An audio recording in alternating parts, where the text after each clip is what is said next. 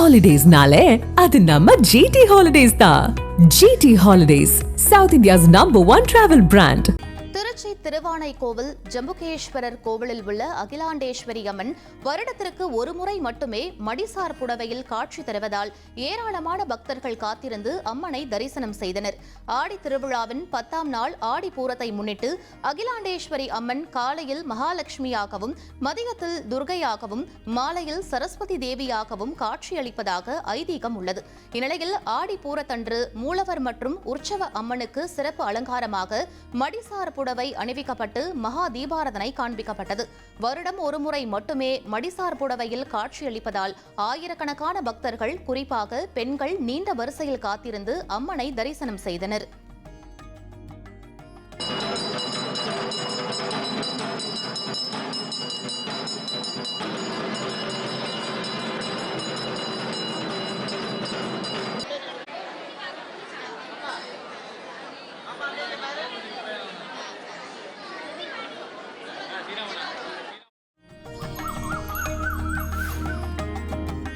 புதுக்கோட்டை மாவட்டம் பொன் அமராவதி அருகே மழை வேண்டி நடைபெற்ற புரவி எடுப்பு திருவிழாவில் திரளான பக்தர்கள் கலந்து கொண்டனர்.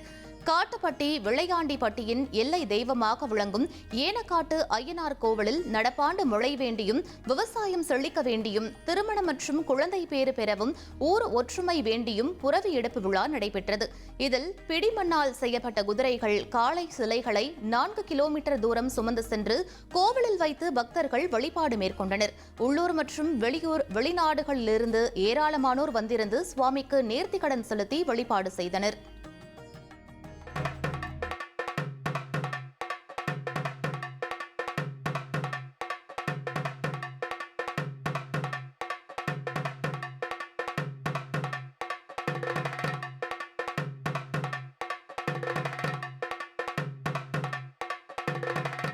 திருவண்ணாமலை அண்ணாமலையார் திருக்கோவிலில் ஆடிப்பூரம் பிரம்மோற்சவத்தின் நிறைவு விழாவை முன்னிட்டு பராசக்தி அம்மனுக்கு வளைகாப்பு விழா நடத்தப்பட்டது.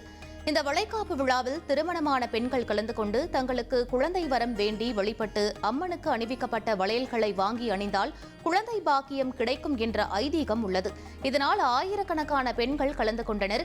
இதில் கலந்து கொண்ட கர்ப்பிணி பெண்கள் அம்மனுக்கு அணிவிக்கப்பட்ட வளையல், மஞ்சள், குங்குமம், தாலி ஆகியவற்றை பெற்றுக் கொண்டனர். மேலும் அம்மனுக்கு பால், பழம், தேன், சந்தனம், விபூதி ஆகியவற்றால் அபிஷேகம் செய்யப்பட்டது.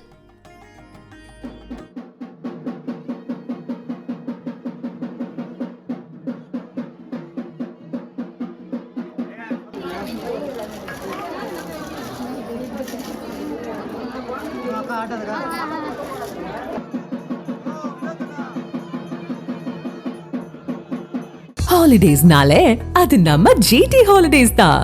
GT Holidays, South India's #1 travel brand.